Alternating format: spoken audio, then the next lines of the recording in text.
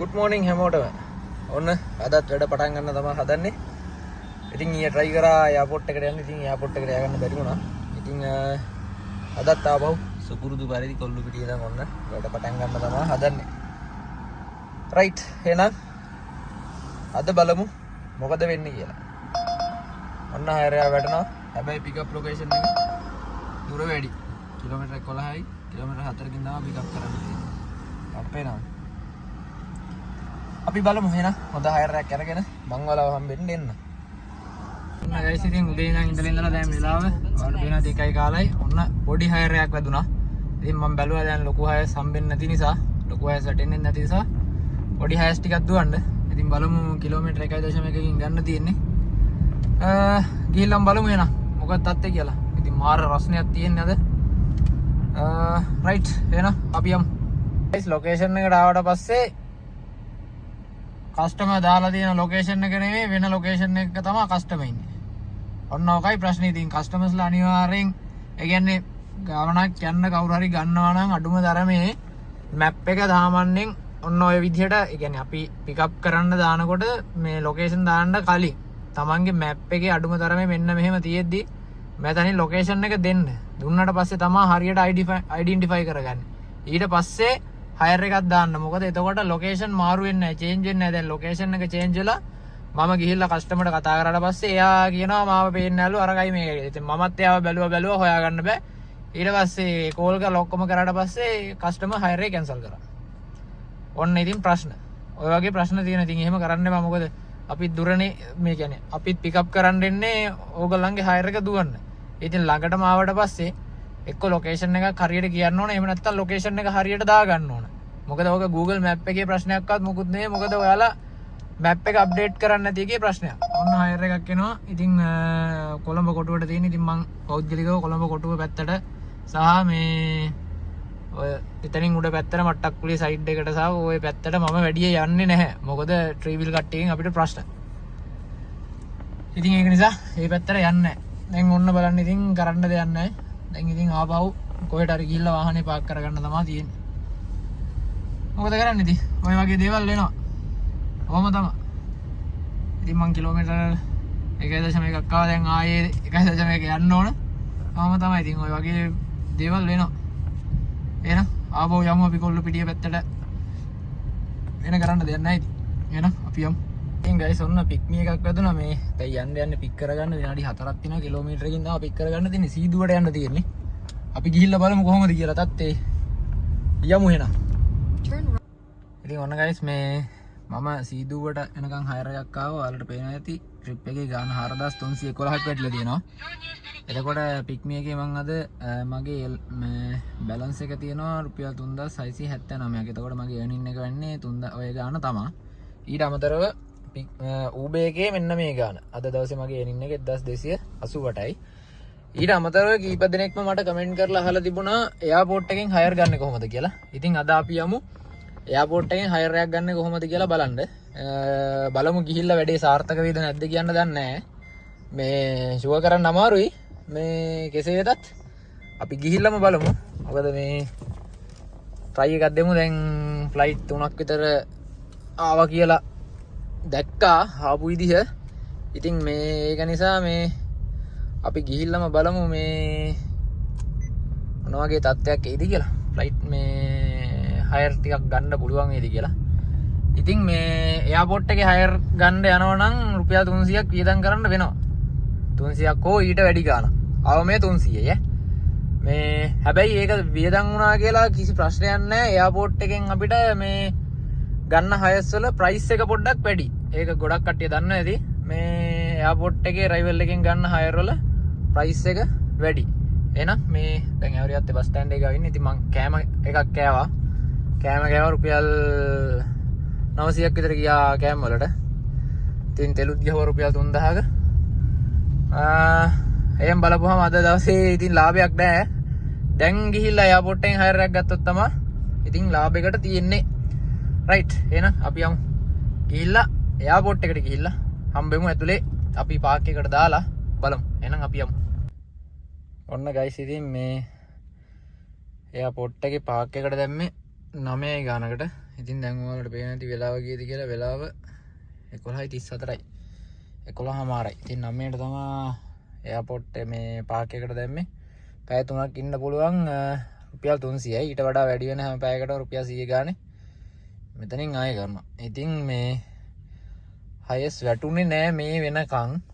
Flight 6ක් විතර plan කරා අපි මේ හිටපු ටයිම් එකේ. ෆ්ලයිට් 6ක් හෝ 5ක් මට මතක විදියට. ඉතින් ෆ්ලයිට් ටික ලෑන්ඩ් කරා. තාම එක හයර් එකක් වැටුණා. හයස් නැතුව නෙවෙයි. මේ ඒ කියන්නේ අපිට ආවේ නැහැ. පොඩි වාහන වලටයි වෑන් වලටයි වැටුණා. ඉතින් මේ මගේ වාහනේට ආවේ නැහැ. ඊට අමතරව අද දවසේ ඉතින් මම පොඩි හයස් ටිකක් දිව්වා. ඔයාලට පේන ඇති ඌබේගේ මේ මම හයස් 3ක් ගිහින් තියෙනවා. මේ හයස් 3 තමයි පොඩි හයස් 3ක් ගියේ. ඔයාලට පේන ඇති මේ 363 එකයි 387 එකයි. ඊට පස්සේ ආයෙ ගිහින් තියෙනවා එක හයර් එකක් මේ කස්ටමර් කෙනෙක් කැන්සල් කරපු එකක් තියෙනවා. ඊට පස්සේ 537ක හයර් එකක් තියෙනවා. ඉතින් ඌබේගේ ওই ටික තමයි ගියේ. එතකොට පික්මි එකේ එක හයර් එකක් ආවා මම සීදුවට එනකම්. ඉතින් මේ හයර් එකේ එක වැටලා තියෙනවා රුපියල් 3000 මේ තියන්නේ හයර් එක රුපියල් 4311ක් වැටලා තියෙනවා. ඉතින් යෝක මට වැටෙනකොට 3000 ගණන් තමයි වැටෙන්නේ. රයිට්. එතකොට ওই විදිහට තමයි තියෙන්නේ.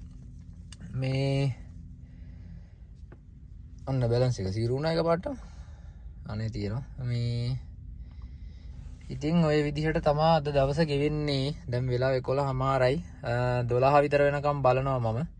හයර් එකක් වැටුනේ නැත්තම් මේ මං හිතාගෙන ඉන්නේ මේ ගමේ මෙන්න මේ හරියට වගේ යන්න. මෙන්න මේ හරියට වගේ යනවා. එහෙම වුණොත් හෙට උදේට හයර් එකක් ගන්න පුළුවන් වෙයි කියලා හිතනවා. ඉතින් අද දවසේ පොඩි අනින්න එකක් තියෙන්නේ. ඉතින් මෙහෙමයි. මෙහෙම දෙයක් තියෙනවා. මේ සාමාන්‍යයෙන් අනිවාර්යෙන් ඔය උබ පික්මි දුවනවා නම් අනිවාර්යෙන් දවසට ගාණක් හොයන්න පුළුවන්. බැරිනේ සාමාන්‍ය රුපියල් 10000ක් අනිවාර්යෙන් රුපියල් 10000කට වඩා හොයන්න පුළුවන් දවසකට. බැහැ කියලා දෙයක් නැහැ. මේ අනිවාර්යෙන් හොයන්න පුළුවන්. රයිට්. එතකොට මේක තමයි පාක් එක. ඔයාලට පේන ඇති මෙහෙම පාක් එකකට දාලා මේ මම දැන් මේ වාහනේට දැන් ආවේ. ඉතින් මෙතන කැන්ටින් එක දෙනවා. මෙතනින් ඇතුළට මේ හරියට ගිහිල්ලා එහා පැත්තට ගිහිල්ලා ඉතින් ඉන්න ඕන. එතකොට තමයි ඉතින් හයස් ටිකක් වැටෙන්නේ. දැන් වාහනේට ආවේ මේ වතුර බෝතලයකුත් අරගෙන ඉතින් කැන්ටින් එකේ වතුර බෝතලයකුත් අරගෙන දැන් තමයි වාහනේට ආවේ. ඇවිල්ලා ඉතින් බලාගෙන ඉන්නවා. මෙතන වොෂ්රූම් එකක් තියෙනවා. මෙතන වොෂ්රූම් එකක් තියෙනවා. ආයෙ තියෙනවා මෙතන කැන්ටින් එකට එහා පැත්තේ තව වොෂ්රූම් එකක් තියෙනවා. ඉතින් ඔයාලට වොෂ්රූම් එකකට උනත් යන්න පුළුවන් මෙතෙන්ට ආවට පස්සේ. රයිට්. ඒ මොනොත් මම බලන්න මේ වීඩියෝ එක දැන් ඉතින් කියලා වැඩකුත් නැහැ. මේ වීඩියෝ එක චුට්ටක් පරක් වෙයි. මේ එහෙම වුණොත් මම ඔයාලට වීඩියෝ එක ටග් ගාලා දෙන්නම්. මට පුළුවන් ඉක්මනට මේ මම අප්ලෝඩ් කරන්න. මේ හයරක් ගන්න පුළුවන් වේද කියලා බලමු එයාපෝට් එකෙන්. නැති වුණොත් මම මීගමුවට යනවා. රයිට්. එහෙම වුණොත් 12:00මාරට වගේ තමයි මම යන්නේ. 12:00මාර විතර වෙයි මීගමුවට යනකොට. එහෙනම් බලමු එයාපෝට් එකෙන් හයරයක් ගන්න පුළුවන් වෙයිද බැරි වෙයිද කියලා.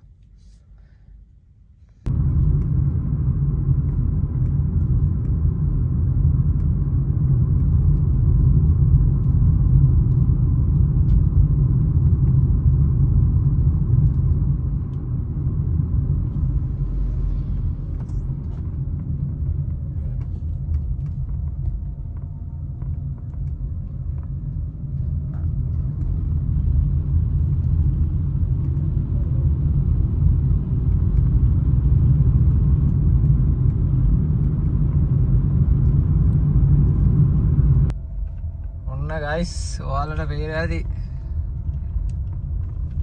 ගමක් ඇතුළක ඉන්නේ. ඉතින් වෙලාව පේනවද ඔයාලට?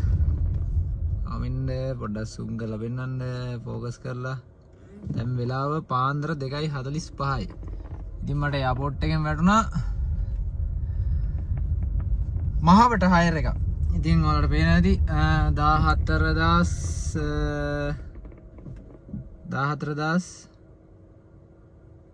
14449යි හයර් එක. ඉතින් හයර් එකේ ගන්න උනාට මේක ප්‍රොමෝෂන් එකක් ගිහින් තිබුණා. ඒක නිසා 12000 ගණක් තමයි වැටුනේ. ඒ වුණාට මට 15000ක්ම දුන්නා. ඉතින් සල්ලි තියෙනවා 15000ක් තියෙනවා. 15000ක් තියෙන ඊට අමතරව රටේ ඉඳන් ආපු හොඳ මිස්ලා දෙන්න වේසර් කෙනෙකු යා ඉතින් ලංකාවේ. ඉතින් මට මේ වගේ පොඩි gift එකකුත් දුන්නා. ඉතින් දැන් ඔන්න ටයිම් එක හරි මම දැන් හෙමින් ආපහු යනවා. පික්මි එකත් ඔන්න එකේ තියෙන්නේ. උබ එකත් දැන් ඔන් කරගන්න ඕන. මං හිතන්නේ මෙහෙන් හයර් වැටෙයි කියලා. ඉතින් මම බලන්නේ දැන් කෙලින්ම මෙහෙම්ම වාරියපොළ හෝ කුරුණෑගල පැත්තට යන්න. ඉතින් අපි ගිහින් බලමු කොහොමද කියලා.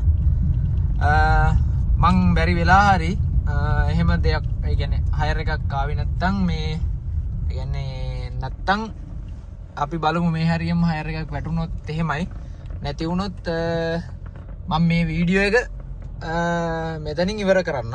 ඉතින් හැමදාම ඉවර කරන විදියට ඉවර කරන්න හම්බෙන්නේ නැහැ හැමෝටම ජය වේවා කියලා. මොකද දැන් වෙලාව පාන්දර 2:47යි මේ ඉතින් ඔහොම ගිහිල්ලා හයර් එකක් ආවොත් මම ඊළඟ වීඩියෝ එකෙන් දෙන්නම්. හෙට දවසේ වීඩියෝ එකට. ඒ කියන්නේ දැන් හෙට දවසේ කියන්නේ අද දවසේ වීඩියෝ එකට. එහෙනම් හයර් එකක් හම්බුනොත් එන්නම්. නැත්තම් වීඩියෝ එක මම මෙතනින් නතර කරනවා. එහෙනම් හැමෝටම ජය වේවා කියන්න බෑ ඉතින්. රයිට්. එහෙනම් අපි බලමු.